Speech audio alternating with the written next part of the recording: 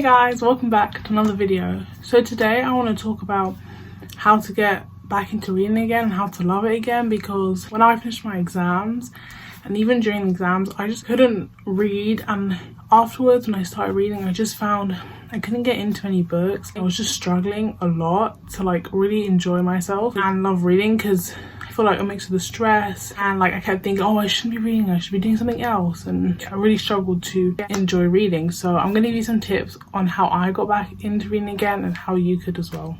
So let's just get into the video.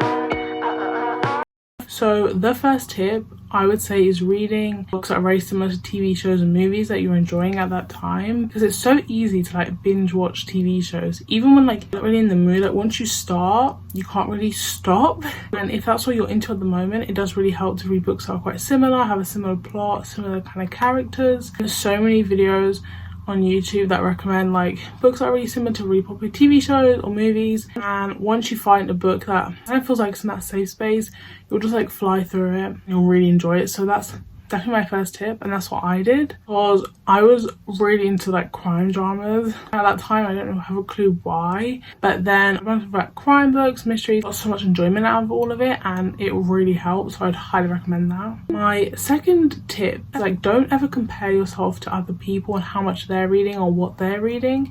When I scroll through my Instagram, sometimes I do find it overwhelming when I'm just not in the mood for reading, to see people just reading more and more and more, and seeing that my goal is behind theirs, or that I'm reading less, or I'm reading shorter books, or I'm reading different genres, all those different things. But the truth is reading isn't meant to be a competition. It's just meant to be something you do because you enjoy it and because it's kind of escapism for you and brings something good to your life. Just read because it's fun and because you want to do it and because you want to read something that interests you, because that's the whole point. And even if that means, for example, that means for me when I'm ready to read, in the morning I read a lot, and that's kind of when I like to read because my brain's fresh, I've just woken up. So I just won't go on Instagram, because if I do, for some reason, me seeing other people reading something or being in someone talking about how many books they've read, I'm just I haven't read that many and it can put me off. So that's kind of my tip.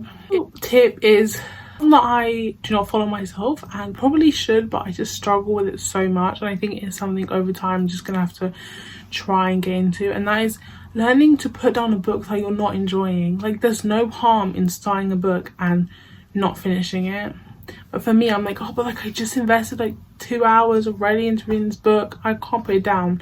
But it is something I'm gonna have to get used to, and it does help, because whenever I just drag myself through a book that I'm not enjoying, when I get to the end I don't want to read again, and all I feel is, and after it takes me so long to ever pick up another book, because I'm just burnt out from trying and putting myself through a book that I wasn't enjoying and that was bringing me no extra benefit. So definitely, if you're not enjoying a book, just put it down, because this will help you love reading again. You'll read more. It's kind of weird because you'd think you'd be reading less because you're putting down a book that you never finished, but in reality you're going to read more because you won't have that slump at the end. This tip is, if you're just getting into reading again, read shorter books. Anything 200 pages and less is kind of good, or graphic novels are really good because you can get through them pretty rapidly and you see some sort of progress, because even though it is just something you should do for fun, it's always nice to see yourself progressing. And for example, if you do use Goodreads and you're tracking how many books you're reading, it's really good to just see that the number's going up and isn't just staying stagnant for a really long time. And that's sometimes whenever I'm finding myself in a slump, it's just read something shorter, something I can get through, and something I can just read that's very light, not too heavy. Sometimes is very good as well. Nice to set manageable goals. So if you are just getting back into reading, don't go into it be I'm going to read one book every day for the rest of this year, because it's just not realistic. Yeah, maybe you'll be able to do it, but going out with that goal is really going to discourage you. If, for example, one day you don't finish a book and then you're oh, I didn't finish it, and then afterwards you just feel bad and you're oh, well, I'm not going to reach the score anyway, so what is the point in me even trying anymore? So set really small manageable goals. For me, I like to set a number of pages, so I'll be okay, as long as I read 30 pages today, that's fine. I've done well. Or if you set like a time goal, like I'll read for 10 minutes, 20 minutes, 30 minutes and just see how I get on. Or maybe you set, you'll be like, I'll read 2 chapters today.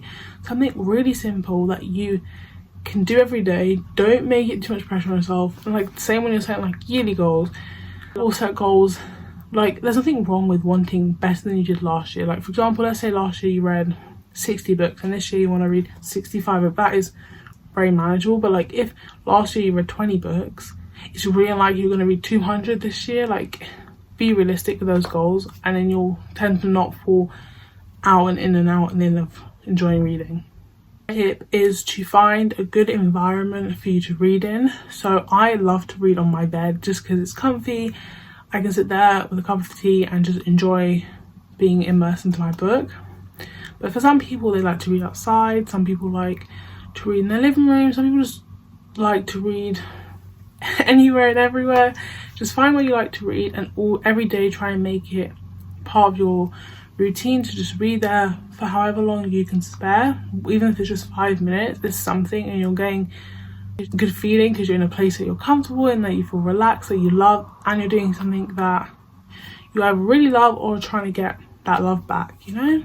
So I would highly recommend that. Like whenever I'm just like, I don't want to read, or like, oh, I'm finding it hard, if I sit there and have a cup of tea, I feel so much better and I can just get through a good book and enjoy myself. And the final tip I think is honestly the most important one, and that is don't care what anyone else says. Don't care about their judgment. If you say you're reading, I don't know, like a romance, someone's like, ew, why would you do a romance book? Don't care, like be like, and your point is, I'm reading what I want to read and what I enjoy, and that shouldn't matter. Like if all your friends are reading fantasy, doesn't mean you can't pick up a historical fiction. You just read what makes you happy, and if anyone has an opinion on it, be like, I don't care. It's not easy, but just be like, I don't really care what you think. So those are my tips for enjoying reading again, and I hope some of these tips help you find your love for reading again, or even just start developing a love for reading if you don't already have one. And remember to give this video a thumbs up, comment down below which tips you're going to use or which tips you already use, and remember to subscribe, and I'll see you in the next video. Bye.